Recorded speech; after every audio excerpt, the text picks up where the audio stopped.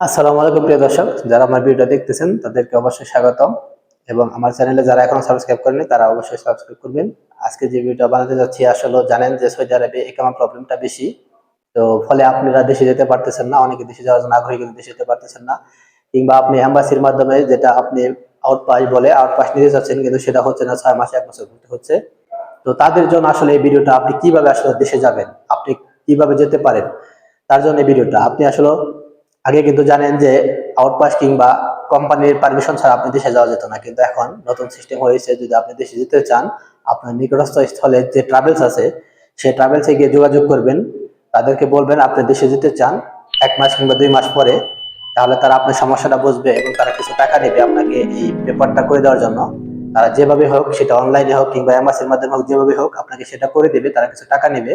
তো আপনি সহজে ইমার্জেন্সি দেশে যেতে পারবেন। দেখা গেছে আপনি কিংবা আমি যে হোক সাপ্লাইতে আসছেন, আপনি অসুস্থ, দেশে যাবেন কিন্তু পারতেছেন না। এম্বাসি আপনাকে আউট পাস দিচ্ছে না কিংবা আপনাকে কোম্পানি পারমিশন দিতেছে না, আপনি যেতে পারতেছেন না কিংবা আপনার ইকামা নাই। তখন আপনি কি করবেন? আপনার পাশে যে ট্রাভেলস আছে তাদের সাথে পরামর্শ করবেন। তারা হয়তো 2 থেকে 3 হাজার টাকা নেবে, আপনাকে ইমার্জেন্সি আপনাকে দেশে পাঠিয়ে দিবে। আপনি খুব সহজেই জেল না কেটে আপনি দেশে যেতে পারবেন। তো প্রিয় দর্শক, অবশ্যই বুঝতে পারছেন। আসসালামু আলাইকুম।